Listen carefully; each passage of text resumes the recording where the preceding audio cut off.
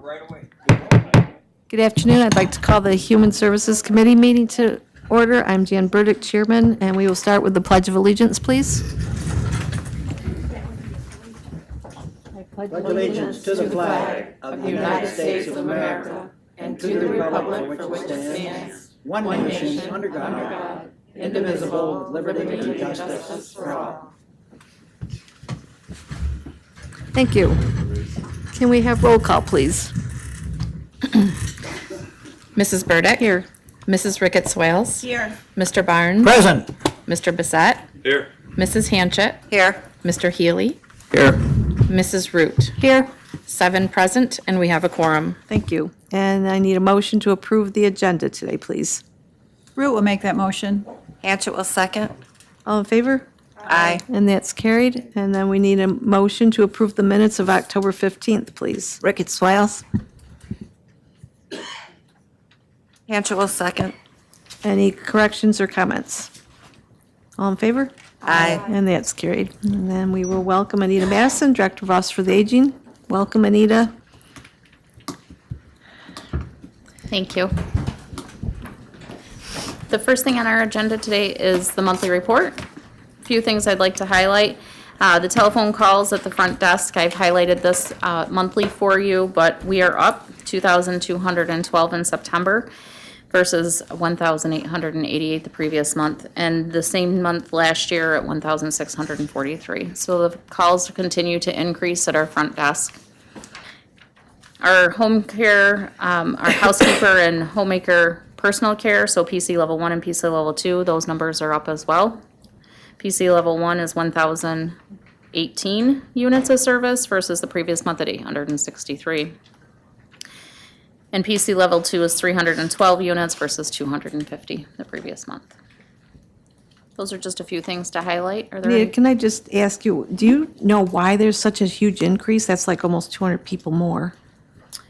So it's, the people are the 55 versus the 25. Those are units of service, and that is hours. Okay. Yep. So people are getting more hours. We do have a lot of caregivers too, who are calling and looking for services, long-distance caregivers, who are looking for services for their loved ones. Thank you. Anita, Yes. am I reading this right? So your 2025 totals right now are higher than your total for the whole year of 2024 in terms of calls? Yes, that is correct. Okay. So for the entire year of 2024, we had 15,386 calls. And up until September, we're at 18,726 calls. But we have seen an increase every month. I think I've highlighted it month after month that our phones have been ringing off the hook. Okay, go ahead. Any other questions? Right. The next thing on our agenda, we are asking for a request, we're requesting a resolution, to accept a donation in the amount of $24,750 from the Allegheny Senior Foundation. This is for the period of April 1st, 2025 to March 31st, 2026. The donation is used to support our senior nutrition program as well as our PERS, or personal emergency response. Healy will move it. Root will second. Any questions? And this allowed you to remove your waiting list, correct? It assists with removing the waiting list and add people on as they come on, yes, to help. Any questions? All in favor? Aye. And that's carried. Thank you. Next, we request a resolution to finalize a revenue of our New York State Unmet Needs Grant. The office had budgeted for $657,353 in the 2025 county budget. We recently were awarded a supplement in funds, and we are now receiving $723,353 in 2025. It's an increase of $66,000 for the 2025 budget. We are asking to increase at $5,000 for equipment, $11,000 for fees, $20,000 for contracts for the caterer, and $30,000 for contracts for GoGo grandparent. Hanchett will move. Healy will second. Any questions? All in favor? Aye. And that's carried. Thank you. That's always a nice thing, huh? Yeah. It is great to receive money. All right, your accord. Yep. Next, we are requesting a resolution to enter into an agreement with the Accord Corporation for a period of January 1st, 2026 to December 31st, 2027. This agreement is between Accord Corporation and the Office for the Aging to provide referrals to Accord's housing staff for housing and rehabilitation assistance. The terms and the conditions of the agreements have already been reviewed and approved by the county attorney, and there's no fiscal impact. It is referrals. Root will make that motion. Purcell, second. Any questions? All in favor? Aye. And that's carried. Thank you. Next, we are requesting a resolution to amend an agreement with GoGo Grandparent. The amendment will allow us to change the maximum amount. So we had $20,000 in the original contract as a maximum amount that we could add to this account. We are looking to change that by $30,000 for a total of a $50,000 maximum amount. The period of that contract was September 1st, 2025 to August 31st, 2026. The terms and conditions of this agreement have been reviewed by the county attorney and approved. Angela will second. Any questions or comments? And the funding is coming from unmet needs grant, right? Correct. What we just approved, there was, GoGo was part of that, and we were looking to increase the funds. We have to increase the contract as well to do that. Does anybody have any questions? All in favor? Aye. And that's approved. Thank you. Almost done. Next, we are requesting a resolution to enter into a one-year agreement with Good Times of Olean to continue preparing our meals in accordance with the specifications contained in our original contract. This is one of our 2-year extensions that are optional. The master contract was from January 1st, 2023 to December 31st, 2025. This agreement would go from January 1st, 2026 to December 31st of 2026 at a $7 per meal rate. That is 40 cents more than the 2025 rate. This has been included in our 2026 budget. Haley will move it for discussion. Angela will Second. second. Okay, questions, Mr. Healy? Yes, does this contract have our usual out in it? Or- Yes, it does. So it's how many days? 30 days, I believe. Right, Allison? 30 days. A third day out, if we want to get out of it? Thank you. You're welcome. Any other questions? Yes. Mr. Barnes? Wasn't there just recently some discussion about some other company being interested in doing it? Mr. Boyd? We had talked, he and I have had a conversation. We intend to put out a request for proposals to review the provision of this service. And we have also, I believe, we were going to notify the current provider that we were putting out a request for proposals. So it'll be something forthcoming within the next couple of months. Thank you. When you do requests for proposals, does this need to be bid or you just, it has Yes. to be bid, right? A request for proposals is the substitution for a bid. A bid is something you do for a more formal document where you don't have a professional service involved. It's a very straight cut, like you need to buy X amount of equipment or materials. For professional services, you put out a request, you give them the parameters, and you get a very long response back to what they could do to meet your request and a price proposal. So it is the same for competitive purchasing as a bid, just different for professional services. Thank you. Any other questions? All in favor? Aye. And that's carried. And one more. And the last thing that we have on our agenda is a request for a resolution to enter an agreement with the publishing service LPI to publish our quarterly newsletter, our Silver Linings newsletter, and provide the digital copy of the newsletter. The agreement is subject to review and approval of the terms and conditions by the county attorney. We have a motion. Purcell, second. Any questions? When it says fiscal impact zero, It doesn't cost us anything to print the newsletter. It only costs us to mail the newsletter. okay, thank you. You're welcome. Any other questions? All in favor? And that's carried. Anything else today, Anita? Nope, that's all I have. Thank Thank you. you. All right. We will welcome Tyler Shaw, Public Health Director. Welcome, Tyler. Good afternoon. Just some highlights for my monthly report. On the first page, you'll see our lead case management. These are children that have come across our desk that have been lead poisoned. We're still holding strong at 30 cases right now. On the second page, you'll see our environmental health numbers. I just wanted to give you a comparison of the complaints that we've received. So last year, 2024, at the same time, for the 2024 total, we were at 33 complaints. So we are down to 18. In our rabies bite investigations, this same time last year, we were at 167. We are up slightly to 176 investigations. We are holding strong with 4 positive rabies specimens, same as last year. One addition for this month was a skunk out in the Birdsville area. I do have some additional highlights. So you'll see some pictures that we included this month in our monthly report. Our staff did some community outreach and hung door hangers in various communities for National Lead Poisoning Prevention Week. And this was in partnership with some other counties, Cattaraugus County, Chautauqua County, as well as the Seneca Nation Health System. Very good. Any questions? I got one, Chairman. Yes. Out of the lead, has any of them been waterborne cases? We've had some high levels of lead in drinking water, but that's typically not the primary route where a child is going to be poisoned. It's typically inside the house where there's lead dust present. And we see both of those in conjunction.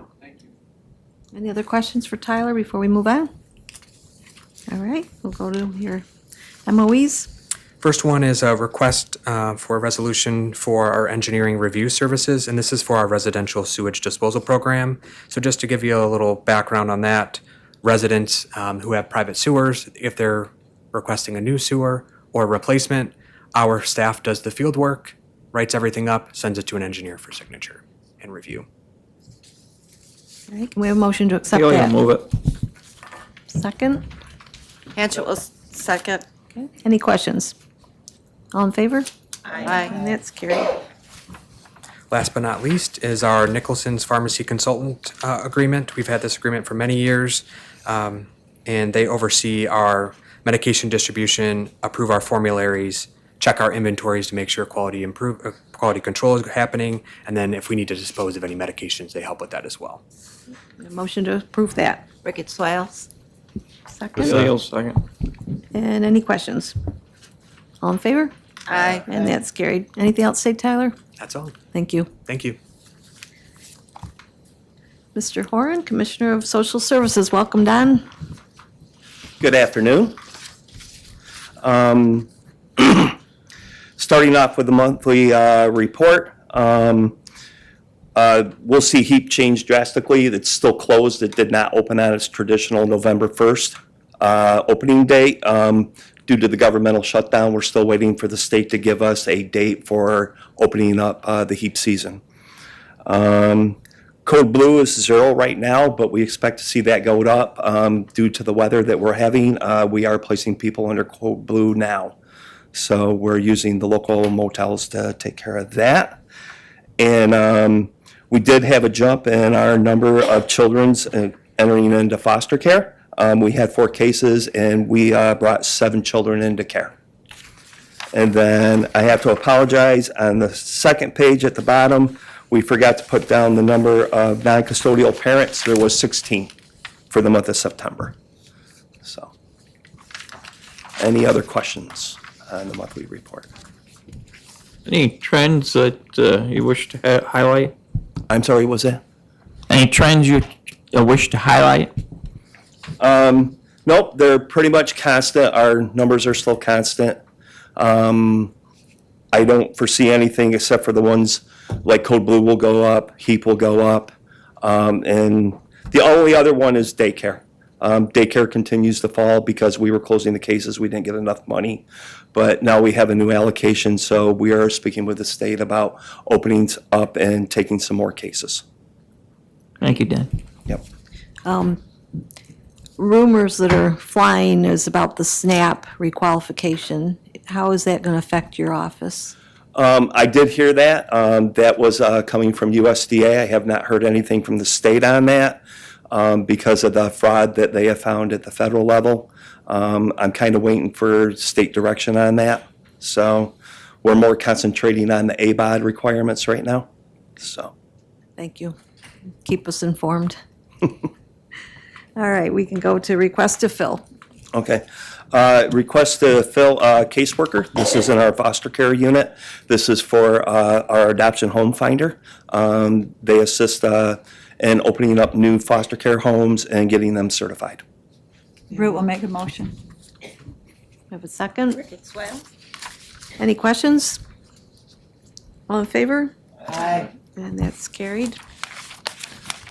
And you have another senior typist? Yep. This is in our senior typist pool. This person mostly does clerical work, filing, and taking care of the file room and answering the phone. You have a motion? Ricketts Swale. Anybody second? Any questions? All in favor? Aye. And that's carried. I'll just note that both of these are in the budget. Yes. And then we have a donation. Yep. This is a $500 donation for the Child Advocacy Center received from the First Presbyterian Church of $500. Very good. Hanchett will move. Haley will second. Any questions? All in favor? Aye. And that's carried. Anything else to say, Don? I'd like to just give you an update. You know that we were working on a project with TIPCO for EVA Artificial Intelligence. We have started to do pilot testing on the phone piece of that. Since Wednesday last week, she has answered 919 calls. And the durations of all those calls were 21 hours. And out of those calls, she was able to answer the majority of the questions people had, and only half of them transferred into the senior typist. Very good. So we're very, Anita, maybe you need that. so we're very happy with it. We got a couple other things to develop with that, and we're opening up the companion piece for employees to answer general work questions. And then we're going to start the rights and responsibilities, and she'll be reading that to the clients instead of an employee having to read that to them, which takes anywhere from 15 to 20 minutes per case. Very good. So it's helping. It's definitely going to be a. Very much. Good, good. Yeah, okay. Okay. Maybe you can somehow give us a demonstration. Just call 9622, she'll answer. Okay. All right, any other questions? Yeah, I got one. Yeah. So is the line busy if she takes the first call, or is there duplicate Evas or what? She can handle up to 1,000 calls at one time. The one thing that we did run into is when there was a high call volume and people were transferring to the senior typist, all 4 senior typists were talking to somebody, and when she transferred, they weren't able to answer the phone, and then she comes back on and then transfers again. So we ran into that. And last week we ran into one problem. There was a configuration issue with Verizon, and Keith and Darby took great care of that for us, and we got her turned right back on. So, Fantastic. Very good. okay. It's still multiple languages too, right? Yes. Darian did a test call, and she started speaking in an English accent to her. So it was kind of comical. So. All right, any other questions? Thank you, Don. Thank you. All right, now we welcome Lindy White in place of Dr. Anderson today for a request to fill position. Welcome, Lindy. Thank you. We're requesting to fill the intensive case manager position that serves individuals who have a severe mental illness, 2 chronic medical conditions, or HIV/AIDS, to provide them with services of linking, monitoring, and engaging in those services to reduce Medicaid usage. Haley will move it. Ricketts will second. Any questions? All in favor? Aye. That's good. Thank you, Thank Lindy. you. That was easy, right? It was, thank you. All right, do we have any unfinished business today? Any new business? Good of the order? I will entertain a motion for adjournment, please. Brute will make that motion. All in favor? Aye.